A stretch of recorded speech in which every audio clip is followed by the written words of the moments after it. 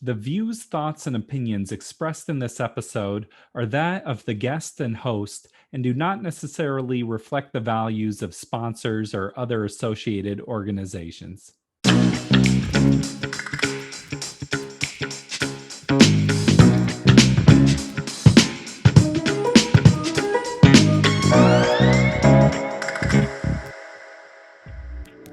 Welcome to the Parental Compass by Family Education and Support Services. I am your host, Bobby Williams. Please subscribe to the show wherever you get your podcast. Hit subscribe. We got a new episode every week. Tough topic today: absent fathers. Our guest is Tim Olson. Tim is the author of the new book, The Legacy of Absence, available wherever quality books are sold. Throughout his career, Tim has been an educator, a pastor, a life coach. He's done a lot. We spoke about the impact absent fathers have on greater society, what it means to be truly present with your children, and forgiveness. We're glad you're here. Check it out. And so Dad is doing these things that help them to understand that they are accepted. And this acceptance, this identity part of being accepted, is something we look for in our lives, our entire lives, if we don't get it from Dad. And typically that means we look for it in unacceptable ways that give us the wrong answers. And we've even identified some of those ways, but what all of them come down to that they're looking for is that sense of being accepted. It's one of the reasons that gangs are so popular, for instance. Kids get into gangs because they're accepted. They may not be loved in a street gang, but they're accepted. And if they do what they're supposed to do, they are valued. And that's what we see coming primarily through Dad and what we look for in Dad. Everyone just wants to feel accepted and secure in themselves. And absolutely. Yeah, when you don't have that, people can go on to do bad things or be a jerk or try to find acceptance in other ways in their life. So, I mean, that makes sense to me. What do you think is the root cause to absent fathers? Because it seems like it's very prevalent. Like, I've heard statistics that 1 in 4 families, I don't know if that's entirely true, but what do you think's behind all that? Actually, the figure is higher. It's an average of 1/3 of all families in our country, in the United States, are considered to be fatherless, meaning they are primarily led by single parent families. And for most of those, the vast majority of them are single mother families. In fact, that is based on international census figures. So it's not something we're just imagining. And in certain societies, that's much higher. It can be as high as 60 to 65% of all the fathers are missing in certain cultures. Why so many absent fathers? There are a lot of reasons for that, and so it's hard to say, well, this is it. But generally, they aren't prepared for it. None of us are prepared for it, but they have this attitude of this is what I saw in my father. It is so generational. It's amazing. I saw this in my father, and so this is the way dads are. They are just gone. Now, let me throw something else in there when we talk about being absent. There are really two major differences in the definition. They can be physically absent, and that's the 1/3. That's a definable thing, measurable thing. They can also be absent emotionally, intellectually, spiritually, in ways where they are there physically, but they might as well not be there. And the interesting thing is, in our observations, this can't be measured, but in our observations, it is a larger group than that 1/3 of physically absent fathers. This is huge. And the label that we put on that group is passive. They are there, but they are unengaged, they are uninvolved. They might be to a certain extent, but overall, they do not know their children enough. I think sometimes a big challenge is just being present in life. Like you have work, you have your relationships, you have all the things that are stressing you out, and just remembering to like stop and be in the moment can be so hard. Yes. So we even say this absence is generated sometimes by work. When men are first entering the workforce, especially as a husband and then as a father, their goal is to provide. I have to get a job because I have to provide for the family. But it doesn't take too long of them being there where it starts to become about, now I can get more money if I spend more time or get more training and so on. If I can get more authority, I can get more responsibility, I can feel better about what I'm doing. And all these things start to be about what he can do rather than about him being the father and providing. It stops being about providing, but about all these other things. Well, so much of your identity can be tied up into your work too, and how you think about Absolutely. yourself and get a sense of purpose. And I Yep, can see how that happens. sure. And other things besides work can be sports. Some guys are into sports so much that it takes precedence over their family. And it might be TV. I've known men who come home from work, they're tired, they don't want to be bothered by the family. They want to eat supper, they sit down and read the paper or watch TV, keep the kids away, and then they go to bed. They get up the next day and repeat the same thing. It kind of sounds like how you thought of fathers in the 50s or something, where it's like, come home, dinner's ready, don't talk to him for a half hour till he can kind of regroup from the workday. Yep, And as a society, we're sort of progressing to ideas where it's like men need to be emotionally present, but we're not always brought up with that line of thinking, or you brought up how you see your own father. So we always kind of end up like our dads in a way. Like sometimes I'll say something and it's like, that's my dad's voice saying that. So if you didn't have a good example, it can be a really tough thing. right. We do a lot of exercises that way too with men, well, with women too, to say, give me 5 ways that you're like your father and 5 ways you're not like him. And just thinking about that is so eye-opening to them to realize that, wow, I'm more like my dad than I realized. And then we've been in halfway houses, for instance, where we'll ask some of these questions, and the response was is often, well, my grandfather was like this, my dad was, I am, my kids will be. That's just the cards that were dealt with us for us, and we will always be like this. And my response to them is, you can't change how tall you are, the color of your skin, the things about you like that physically primarily, but there are many character qualities, many issues about who you are that you can change and you can make a difference.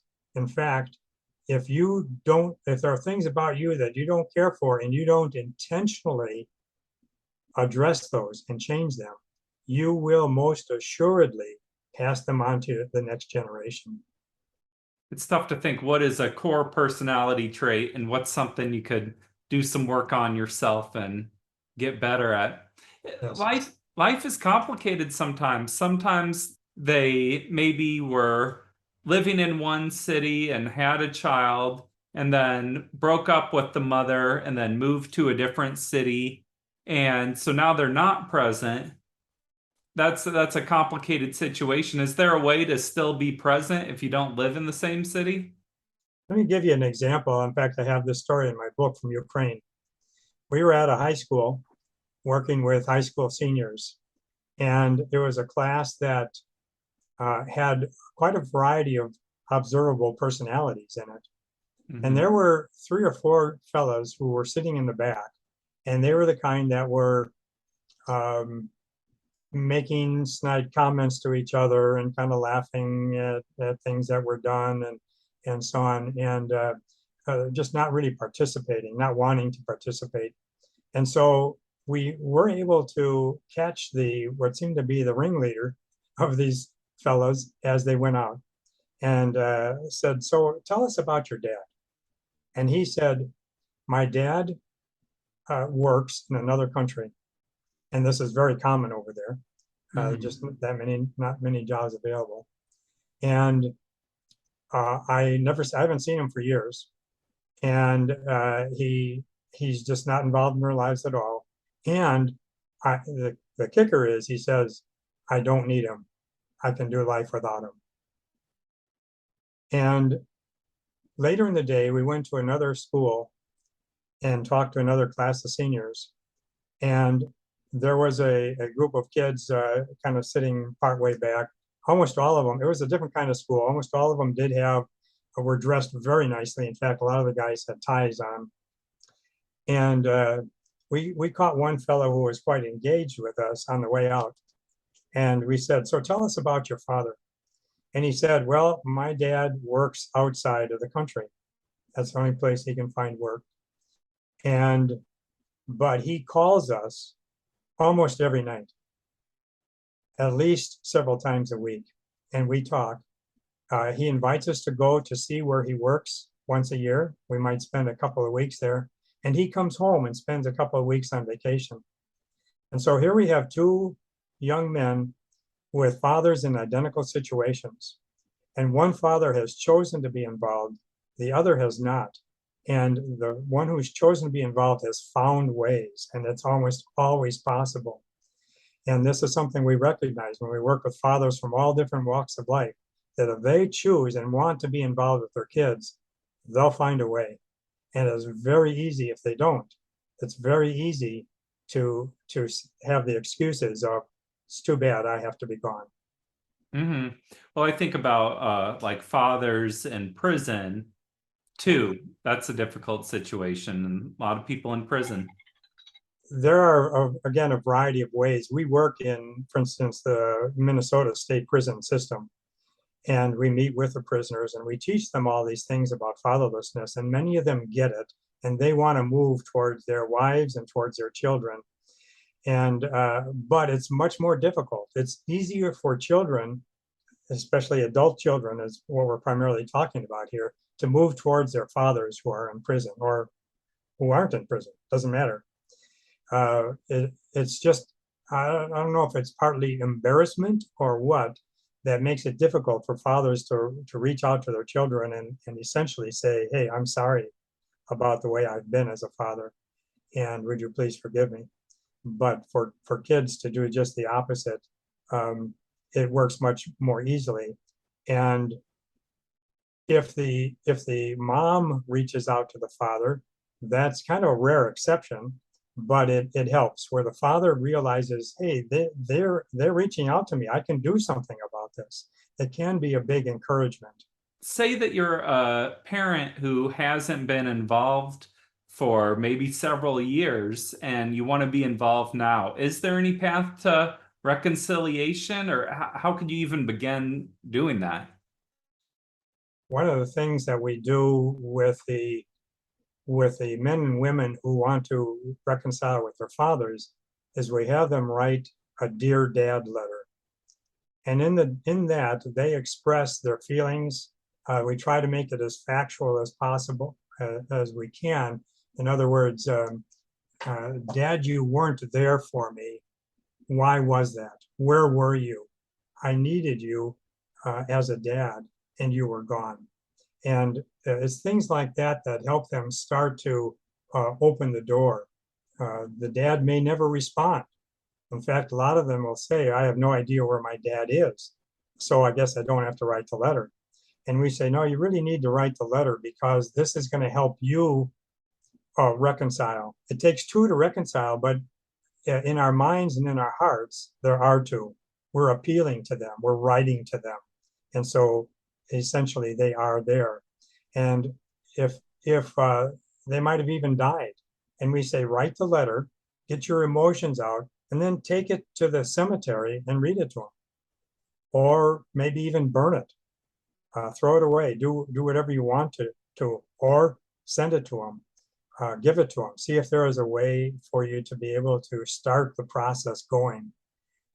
So those are some steps. Yeah. Carrying anger with you is such a weight and such a hard thing to let go of. And some people carry it till they die. What about on the flip side of that, of fathers who want to reconcile with their children?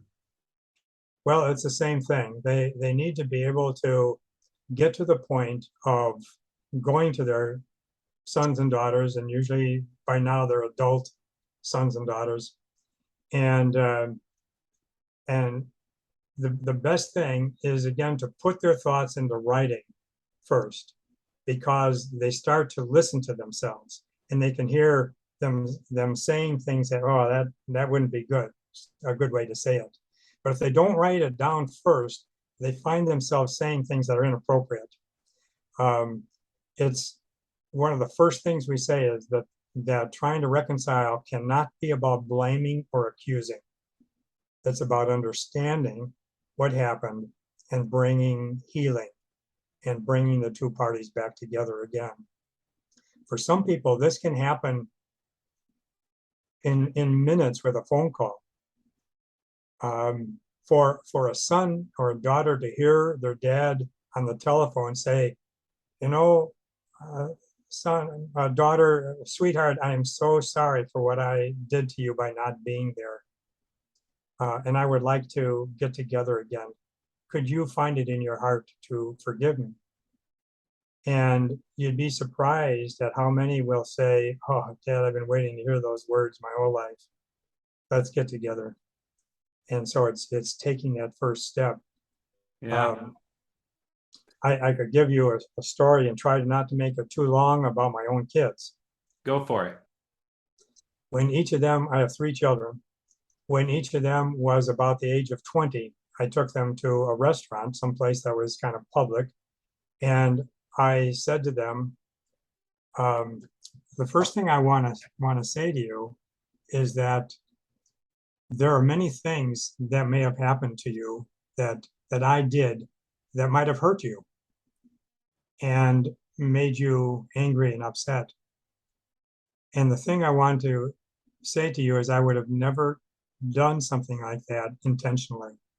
And I am so sorry for those times. I could see the wheels in their minds working to think now, okay, what were those things? I remember them and so on. And I said, I'm really sorry. Would you please forgive me? And fortunately, they all said yes, that they would.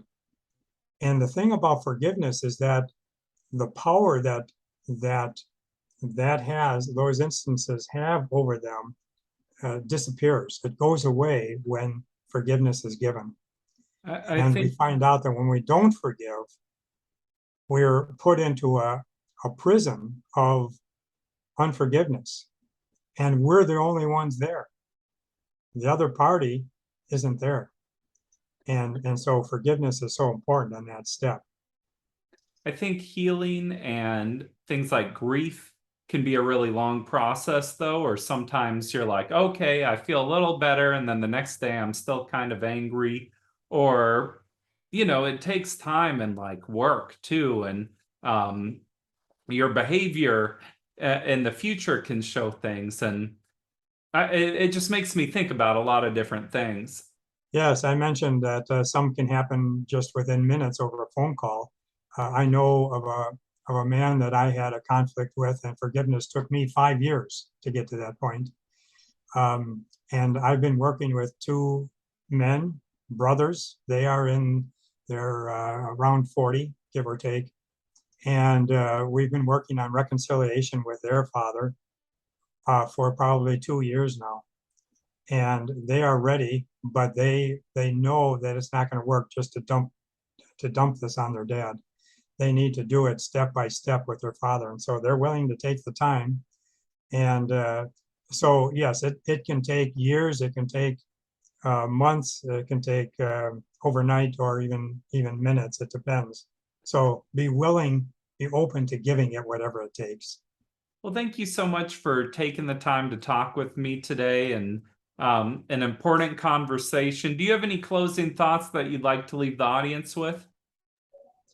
One of the things that I've noticed since I was a teacher myself for 17 years and a school principal is that very often at parent conferences, moms come and dads don't. And the dads are working, they're doing all kinds of things, but it's amazing the signals that this sends to the kids. It's like all the other things we discussed earlier. Kids know when dad is choosing something other than themselves. And that sends a lot of messages, ultimately ending up being abandonment. And I just want to say that dads need to be involved in ways beyond providing. And the answer to being uninvolved is being involved. That might sound simplistic, but that really takes care of it. That handles it. Right on. Well, thank you so much for being here today. You're welcome. Thank you for the opportunity. Thank you, Tim. We were glad to have you on. The new book, The Legacy of Absence. Look it up. This has been The Parental Compass by Family Education and Support Services. I'm Bobby Williams. We'll see you next week. Peace.